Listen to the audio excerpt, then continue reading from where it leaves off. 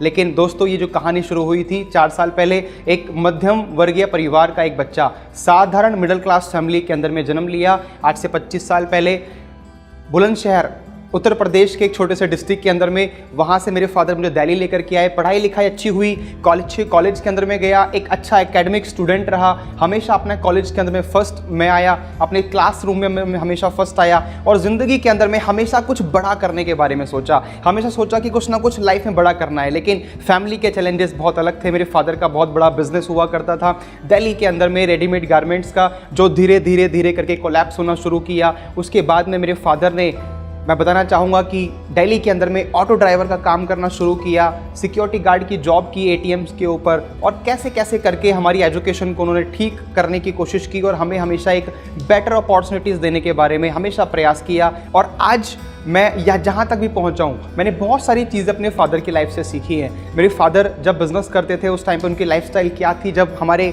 काम में, मेरे पापा के प्रोफेशन में डिप आया, उसके बाद मेरे लाइफ में बहुत चैलेंजिंग टाइम शुरू हो गया। As a middle class family के अंदर में हम लोग मिडिल क्लास से भी लोअर मिडिल क्लास फैमिली के अंदर में पहुंच गए। दिल्ली के अंदर में हम जितने साल से रहे, मेरे फादर ने एक मकान नहीं बना पाए खुद का, क्योंकि उनके बिजनेस करने के तरीके में वो चेंज नहीं कर पाए। जिस समय पर उनका बिजनेस बहुत ख़राब हुआ, हम लोग एक किराए के मकान में रह रहे थे, और जब उस किराए के मकान का 3-4 महीने लगातार किराया ना दे पाने के बाद में जब उसको हमको चेंज करना पड़ा, तो हम एक ऐसे घर में जा कर के फंसे, या ऐसे घर में हमको पैसे के अभाव में रहना पड़ा कम से कम 2 सालों तक, जिसमें कि इलेक्ट्रिसिटी नहीं थी, जिसमें बिजली नहीं थी। और ऐसा बोलते हैं ना दोस्त, नज़रें जो आपकी ढूंढती हैं और दिमाग जो आपका सोचता है, ये पूरी कायनात उसको आपसे मिलाने के चक्कर में लग जाती है। और 2016 में मुझे वेस्टीज को पहली बार जानने का मौका मिला, और मैं बहुत थैंकफुल हूँ उस इंसान का जो मुझे ज़बरदस्ती वेस्टीज में ज्वाइन, जिसने मुझे कराया।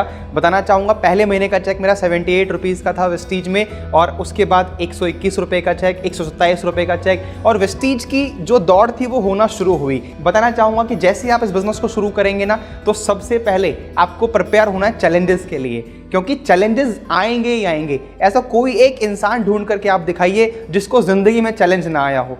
पता है किस इंसान की ज़िंदगी में चैलेंज नहीं होता माय डियर फ्रेंड्स? उस इंसान की ज़िंदगी में कोई चैलेंज नहीं होता जो मृत्युशैया पर जाकर के लेट गया है। हम सभी लोग तो जिंदा आदमी है, हमारी लाइफ में तो चैलेंजेस आएंगे ही आएंगे।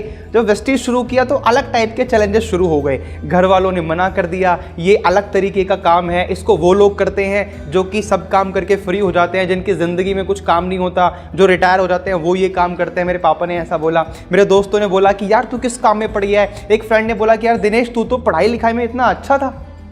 मन का था क्या, हूँ मर थोड़ी गया हूँ, था लगा रहा है मेरे नाम के पीछे। तो ऐसे ऐसे डायलॉग मिलने शुरू कर दिए। जब मैं अपने दोस्तों को प्लान दिखाता था तो दोस्तों ने बोला कि हम तो सामान लेकर के आते नहीं है, हमारी तो मम्मी लेकर के आती हैं, पापा लेकर के आते हैं, हम कहाँ से सामान परचेज करेंगे। एक बार ज्वाइन करते, परचेजिंग करने के बाद में दोबारा दिखते नहीं वो कभी, ऐसे मानो जैसे कि पेड़ से ना सारे बगुले उड़ गए हो एकदम से।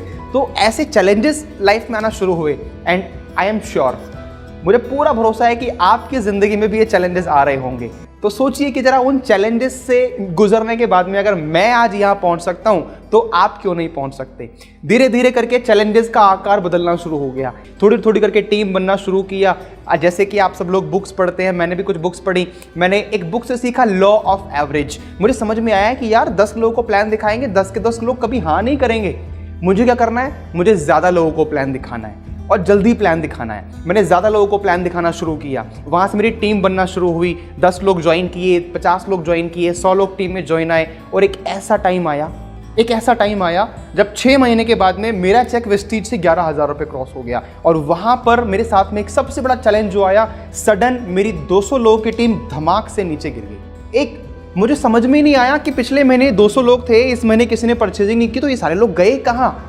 आज किसी के बिजनेस के अंदर में अगर 2 लोग छोड़ के चले जाए ना तो उसको लगता है कि मुझसे अब बिजनेस नहीं हो पाएगा। सर मेरी तो डाउनलाइन चली गई, सर वो उस कंपनी में चली गई, सर वो इस जगह उसने नया काम शुरू कर लिया। सर ये नहीं करना है। मेरे साथ में भी एक चैलेंज आया था कि मेरी टीम पूरी खत्म हो गई थी, लेकिन मुझे उम्मीद थी, मुझे होप थी। बोलते हैं विश्वास और बकवास दोनों के पीछे एक शब्द कॉमन है, पता है क्या? आस। आस का मतलब होप। बोलते हैं होप, ऑप्टिमिज्म अपने अंदर रखिए, उम्मीद पे दुनिया कायम है। बोलते हैं नहीं बोलते हैं? तो लोग मिल जाएंगे, लोग आ जाएंगे। ये चैलेंजेस से घबराना नहीं है, ये चैलेंजेस आगे चलते चलते अलग अलग आकार में आप हमारे सामने आएंगे, लेकिन आएंगे तो पक्का। तो मैं इन चैलेंजेस से निकलने के बाद में आज यहाँ पर अगर यूनिवर्सल क्राउन डायरेक्टर की पोजीशन पे पहुंच सकता हूँ, अगर एक महीने का पे आउट अगर मैं 5 लाख रुपए से ऊपर बना सकता हूँ, तो आप क्यों नहीं कर सकते। बड़ी बात नहीं है कि मैं आज 5 लाख रुपए की इनकम पे हूँ, लेकिन बड़ी बात है कि जिस फैमिली के अंदर में आज से 4 साल पहले 8,000 रुपए की इनकम आया करती थी, उस परिवार में अगर आज 5 लाख रुपए की आमदनी जा रही है, ये अपने आप में एक बड़ी बात है। बड़ी बात नहीं है कि मैं यहाँ से अचीवमेंट के रूप में एक कार परचेज कर चुका हूँ 12 लाख रुपए की विटारा ब्रेजा। बड़ी बात यह है कि आज फैमिली के अंदर में जहाँ 4 साल पहले एक साइकिल नाम की चीज़ नहीं थी हमारे यहाँ पे, आज वो फैमिली के अंदर में कार आई है। बड़ी बात नहीं है कि मैं आज अपने छोटे से घर से एक 22 गज के मकान से एक बड़े मकान में पहुंच गया हूं, बड़ी बात नहीं है। लेकिन बड़ी बात है कि ये सब 23-24 साल की उम्र में मैंने किया, ये अपने आप में एक बड़ी बात है। मैं अपने सारे उन यूथ भाइयों को और बहनों को उनसे एक ही चीज़ बोलना चाहूँगा कि ज़िंदगी के अंदर में कोई एक काम करो या ना करो, लेकिन एक कुछ बड़ा सक्सेसफुल अचीवमेंट करने का एक ड्रीम ज़रूर आज आप यहाँ से लेकर के जाना। अगर इतना सब सुनने के बाद में, देखने के बाद में अगर एक ड्रीम भी ना जागा, अगर एक बार भी मन में नहीं आया कि यार मुझे भी वो YouTube की लाइफ पर पहुंचना है, मुझे भी ये यूनिवर्सल क्राउन डायरेक्टर का लेवल करना है, मुझे भी 5 लाख रुपए की इनकम करनी है और मुझे भी ये यूथ एम्पावरमेंट में शामिल होना है, तो क्या लेकर के गए? तो क्या लेकर के गए? जब मैंने पहली बार यूथ एम्पावरमेंट देखा था तभी मैंने ड्रीम बनाया था, नहीं यहाँ तो पहुँचना है, यहाँ तो पहुँचना है। Dream has power, dream has power. और अगर आपने वो ड्रीम को अपने इमोशनली कनेक्ट कर लिया खुद से, तो आप क्या कर सकते हैं, ये मानिए कि आप अपनी ज़िंदगी के अंदर में 180 डिग्री 360 डिग्री का चेंज लेकर के आ सकते हैं, अगर आपने अपने आप को अपने ड्रीम के साथ में इमोशनली कनेक्ट कर लिया तो। एक सवाल आपसे पूछना चाहता हूँ, क्या ड्रीम देखने के ऊपर सरकार ने अभी तक GST लगाया है? क्या ड्रीम देखने के ऊपर अभी कोई सर्विस टैक्स लगा है? क्या बड़ा सोचने के ऊपर आज तक कोई लिमिट लगी है? Sky is the limit, sky is the limit, कोई लिमिट ही नहीं है। जितना बड़ा सोचना चाहें उतना बड़ा सोच सकते हैं। और एक लाइन मैंने पढ़ी थी अपने कॉलेज के दौरान में, अगर आप सोच सकते हैं, जो आप सोच सकते हैं वो आप कर सकते हैं। मैंने सोचने की हिम्मत की, बाली सर ने भी हमको ये सिखाया, सोचने की हिम्मत तो करो, सोचने की हिम्मत तो करो। इस बिजनेस के अंदर में जैसे जैसे आप आगे बढ़ेंगे, आपको नॉलेज के ऊपर में काम करना है, आपको स्किल्स के ऊपर में काम करना है, क्योंकि कोई भी प्रोफेशन के अंदर में हम लोग वो काम को सीखने में टाइम लगाते हैं। आज के समय पर मैं आप सब लोगों से एक कॉमन प्रॉब्लम डिस्कस करना चाहता हूं, जो मैं देख रहा हूं अपने आने वाली जनरेशन के अंदर में, कि सबसे बड़ी कमी जो लोगों के अंदर में आई है वो है पेशेंस का ना होना। Patience and success needs patience.